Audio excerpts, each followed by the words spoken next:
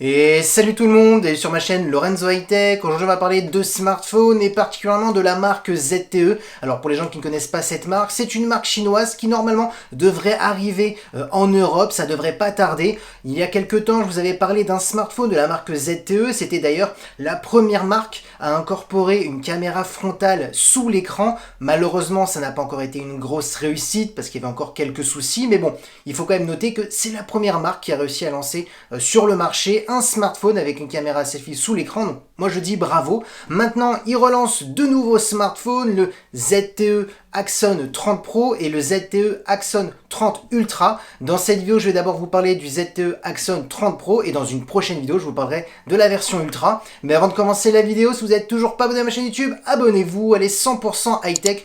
N'oubliez pas d'activer la petite cloche de notification pour être alerté lorsque je publie une vidéo. Ou sinon ma page Instagram Lorenzo High Tech, je donne souvent des informations, des promotions, tout ça en story. Et maintenant, c'est parti. Du coup, commençons par son design. La face avant, on a un superbe écran, vraiment bord à bord, borderless. On est sur un écran plat et non incurvé. On a une diagonale de 6,67 pouces, une grande taille avec une définition Full HD+.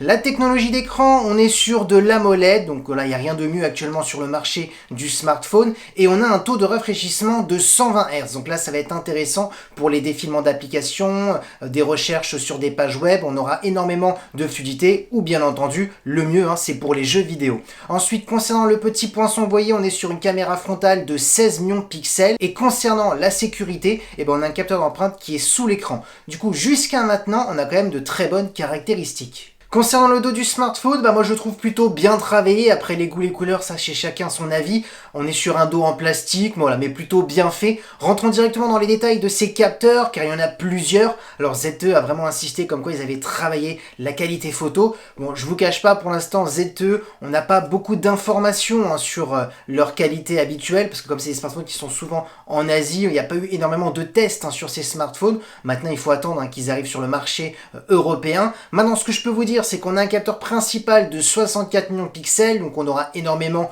de détails normalement dans ce premier capteur, donc intéressant si vous aimez bien rezoomer, recadrer la photo. Ensuite, ce qui est intéressant, c'est qu'on a un ultra grand angle aussi de 64 millions de pixels, et ZTE a insisté comme quoi les deux capteurs étaient de la même qualité et surtout réglés de la même manière, un petit peu comme fait Apple, donc c'est intéressant pour la post-production, ça évite de retoucher pour essayer de remettre les mêmes réglages que le premier capteur, donc c'est ça qui est plutôt intéressant. On a ensuite un capteur macro de 5 millions de pixels pour faire des photos d'objets ultra près et un capteur de profondeur, vous savez, pour les modes portrait, on est sur du 2 millions de pixels. Et concernant la vidéo, on peut filmer jusqu'à de la 8K en 30 images par seconde. Donc c'est quand même plutôt intéressant en tout cas sur le papier. Parlons maintenant de performance parce que c'est surtout ça son gros point fort par rapport à son prix, et le prix je vous le donnerai à la fin de vidéo. Vous verrez que c'est quand même plutôt intéressant, tout simplement parce qu'on a 6 Go de RAM accompagné d'un processeur de Qualcomm, le tout dernier, le Snapdragon 888, un bon processeur pour faire tourner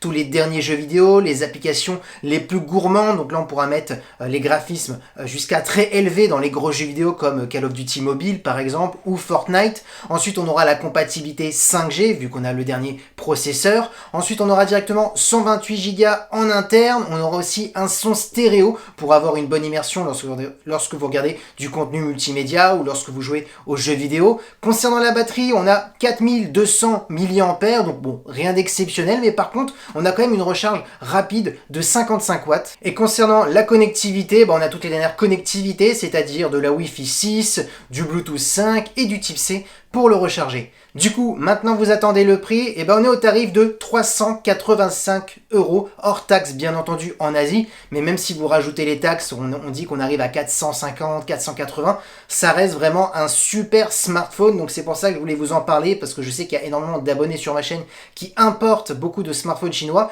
et là je trouve que ZTE, on fait vraiment très très fort, même mieux que certains Xiaomi ou Realme, donc je pense que lorsque ZTE arrivera en Europe, ça sera vraiment très intéressant et un gros concurrent à Xiaomi et Realme, parce qu'on voit vraiment que les caractéristiques par rapport au prix, c'est vraiment très très intéressant. Je note l'écran AMOLED de 120 Hz, je note aussi en termes de qualité photo, en tout cas sur la fiche technique, c'est quand même plutôt intéressant. On filme aussi jusqu'à de la 8K, 30 images par seconde. On a quand même le dernier processeur de Qualcomm, le Snapdragon 888. Donc c'est vraiment un super smartphone en termes de prix. Maintenant il faut voir avec les taxes à combien il peut arriver hein, en France bien entendu. Mais en tout cas voilà, si vous voulez importer un smartphone chinois, bah moi je vous conseille celui-ci, ou bien entendu d'attendre une petite journée parce que dès lorsque vous regardez cette vidéo, dès le lendemain il y aura la vidéo du Axon 30 Ultra où là on est sur un prix bien entendu plus élevé mais avec des caractéristiques qui vont encore au-delà de cet Axon 30 Pro.